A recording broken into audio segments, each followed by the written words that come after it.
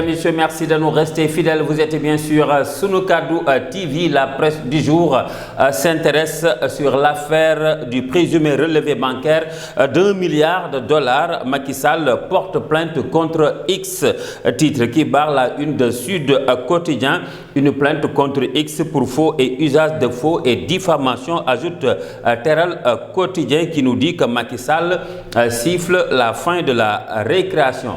L'ancien président de la République a déposé sa plainte au tribunal hors classe de Dakar, poursuit Antenne Quotidien. Ce journal nous apprend que Macky Sall contre-attaque et dit stop selon l'I Quotidien qui nous révèle que l'ancien chef de l'État a décidé à ne plus rien laisser. Selon son avocat, maître Antoine Veil, Macky porte plainte pour diffamation des documents largement partagés affirmant qu'il détenait un compte à la HBS de Singapour crédité 2 milliards de dollars ont été démentis. Et Soubatel d'en ajouter qu'il souligne des incohérences flagrantes, notamment l'utilisation d'un numéro IBN commençant par GB. Rewmi Quotidien abonde dans le même sens, nous disant que Macky Sall exprime son ras-le-bol.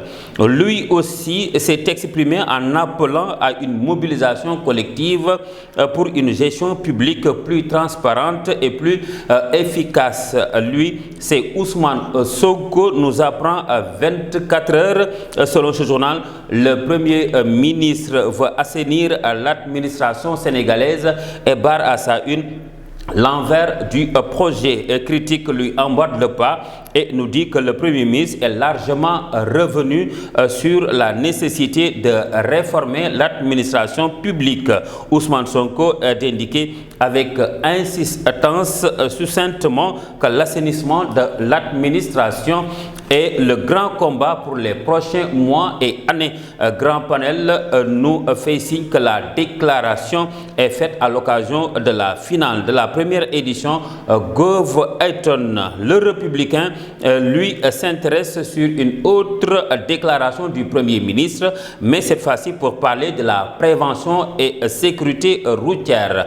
Sonko qui tend vers une mise en œuvre des mesures conservatoires. Vox Populi d'en ajouter que Sonko oblige les conducteurs d'auto et de moto à filer droit. D'ailleurs, ce journal nous apprend qu'il a même pris une circulaire pour le renforcement du contrôle routier et des sanctions. Selon Direct News, il acte la rupture. Circulaire ou pas, il est attendu le 27 décembre 2024 pour sa déclaration de politique générale selon enquête. Sonko face à lui-même, nous dit ce journal qui parle d'une déclaration de politique générale dans un contexte chargé d'attentes sur le plan national et international. Un exercice oratoire redoutable selon toujours ce journal. D'ailleurs, c'est pour cette déclaration de politique générale selon le quotidien que la Cour des comptes publie son rapport le 31 décembre 2024. Un document qui devrait être disponible ce mardi a été retardé à la demande du gouvernement pour ne pas polluer la déclaration de politique générale du Premier ministre. L'exclusif s'est réveillé quant à lui exclusivement sur les dérapages encore et encore de Cheikh Oumar Diagne qui traite les tirailleurs de traîtres. Le public parle lui de cacophonie au palais. Diomaye honore les anciens combattants. Cheikh Oumar Diagne tire ailleurs. Point actu revient aussi sur les propos de Cheikh Oumar Diagne. Les tirailleurs sont des traîtres. Même ceux de Thiaroye se sont battus contre leurs frères pour des miettes.